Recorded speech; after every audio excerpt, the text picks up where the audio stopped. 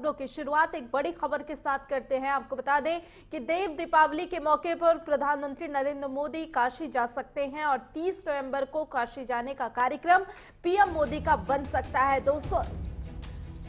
2,447 करोड़ रुपए की सौगात भी देंगे प्रधानमंत्री नरेंद्र मोदी और इसे लेकर अब पूरी तैयारियां भी शुरू हो चुकी है। तो आपको बता दें कि तैयारियों में जुटा वाराणसी जिला प्रशासन 2,447 करोड़ रुपए की सौगात देंगे प्रधानमंत्री नरेंद्र मोदी और इसे लेकर पूरा वाराणसी जिला प्रशासन इस समय तैयारियों में जुटा हुआ है। तो प्रधानमंत्री नरेंद्र मोदी देव दीपावली के मौके पर अपने संसदीय क्षेत्र वाराणसी जा सकते हैं और ऐसे में तमाम तैयारियां भी की जा रही है। 30 नवंबर को उनका ये कार्यक्रम बताया जा रहा है जब काशी पहुंचेंगे प्रधानमंत्री नरेंद्र मोदी।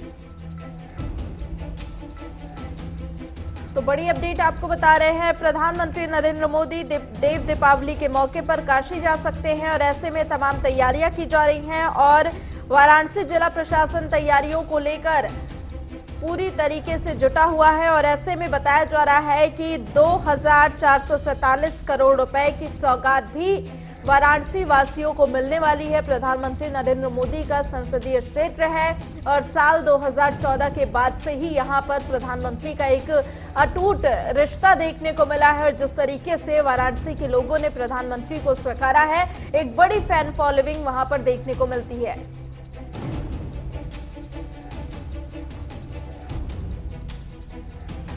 तो आपको बता दें कि प्रधानमंत्री नरेंद्र मोदी इस बार देव दीपावली के मौके पर वाराणसी पहुंच सकते हैं और इसी खबर पे ज्यादा जानकारी के साथ हमारे संवाददाता अनूप इस समय जुड़े हुए हैं। अनूप, जिस तरीके से 2014 के बाद से ही प्रधानमंत्री नरेंद्र मोदी का एक अटूट रिश्ता रहा है वाराणसी के साथ, उनका संसदीय क्षेत्र है, ऐसे में क्या कुछ तैयारियां की जा रही हैं उनके कार्यक्रम को लेकर?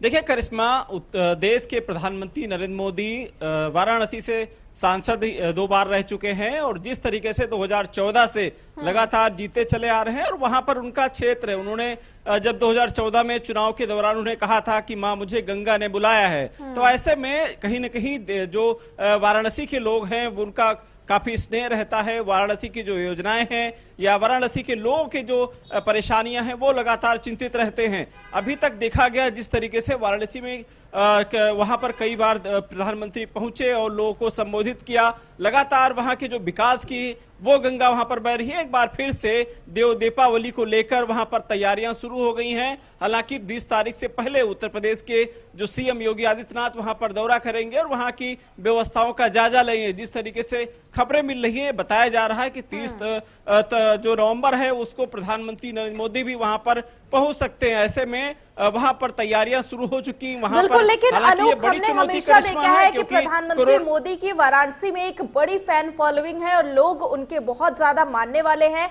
ऐसे में जब भी वो वाराणसी पहुंचते हैं तो वहां पर हम भव्य समारोह के साथ ही भीड़ भी देखने को मिलती है। हालांकि कोरोना काल है और जब प्रधानमंत्री का दौरा होना है तो जाहिर सी बात है तमाम चीजों को ध्यान में रखा जाएगा।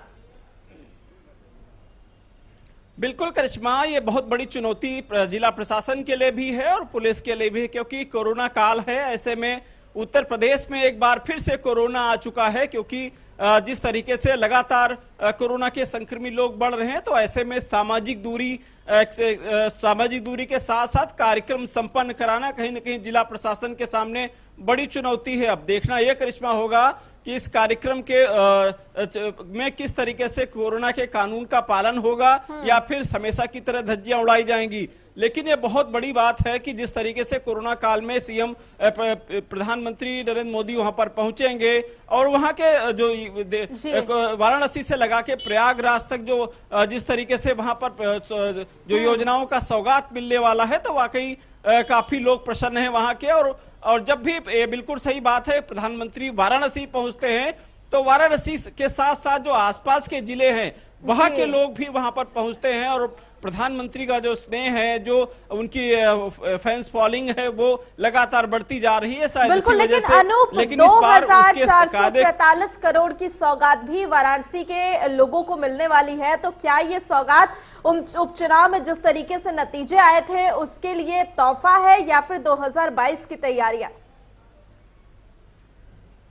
देखिए, इसमें दो तरीके से बात करिश्मा कर सकते हैं। चुनावी और एजेंडे की बात करें तो आपने देखा उत्तर प्रदेश में भले ही कानून व्यवस्था खराब हो, भले ही महिलाओं से संबंधित अत्याचार बढ़े हो, अपराध बढ़े हो, लेकिन जहां उपचुनाव हुआ उसमें देखा कि बीजेपी की 6 सीटें थी, 6 सीटें पर अपनी विजय हासिल की। यानी कहीं न कहीं बीजेपी का वर्चस्व, कहीं मोदी का जो मैजिक है या योगी का मैजिक अभी काम कर रहा है। और यही वजह है कि प्रधानमंत्री नरेंद्र मोदी उत्तर प्रदेश को लेकर तमाम योजनाएं को लेकर यहां पर मिलती रहती हैं। अभी आपने देखा होगा कि मिर्जापुर और सोनभद्र में जल की योजना प्रधानमंत्री ने वर्चुअल के माध्यम से दिया था।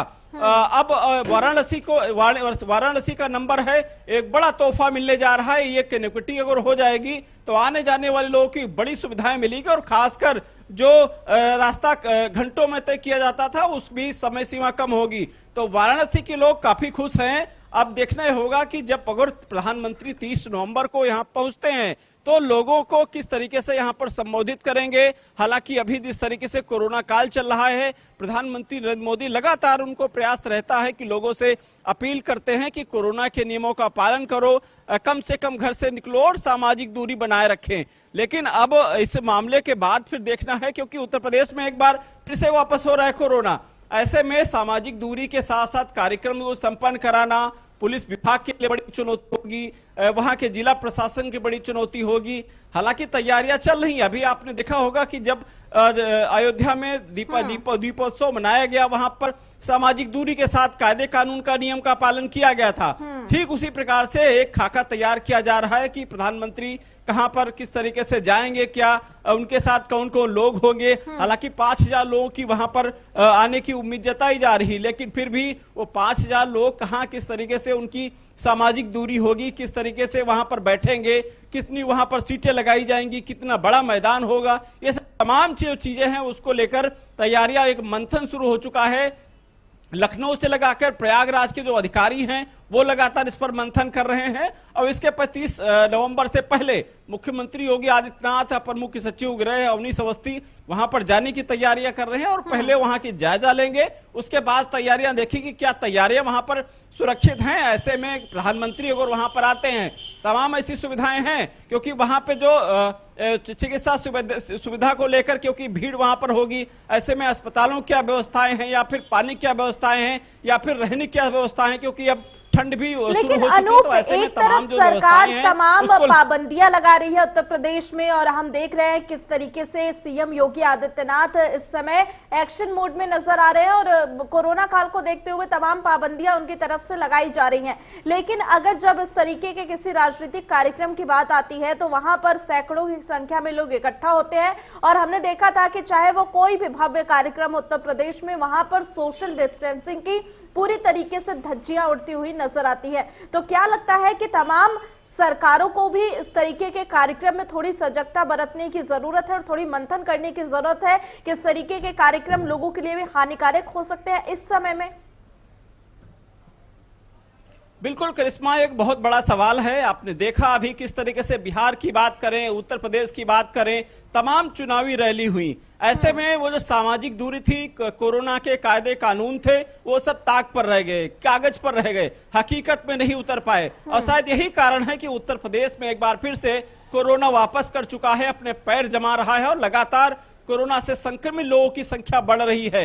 अभी आपने देखा, भले ही उत्तर प्रदेश सरकार सचेत हो रही है, बॉर्डर पर, उत्तर प्रदेश के बॉर्डर पर जो दिल्ली से आने जाने वाले या बाहरी राज्यों से जो लोग आ रहे हैं उनके कोरोना जांच के आदेश दिए गए। यहां तक कि जो शादी समारोह है उसमें जो कटौती की गई है, अभी तक 200 आदमी वहां पर एक साथ वो शामिल हो सकते थे, उसमें से हाफ कर दिया गया, 100 कर दिए गए हैं। अभी आपने देखा कि किस तरीके से जो विश्वविद्यालय हैं या फिर जो कॉलेज है उनको भी खोल दिया गया है, उनकी स्ट्रेंथ भी कम की गई है। अगर एक क्लास में 100 लोग बच्चों की बैठने की व्यवस्था थी, उसमें 85 बच्चे बैठेंगे, तो कानून जरूर पालन हो रहा है। लेकिन हकीकत में अगर जाते हैं करिश्मा, तो कहीं न कहीं धरातल पर जब उतरते हैं तो हकीकत कुछ और होती है।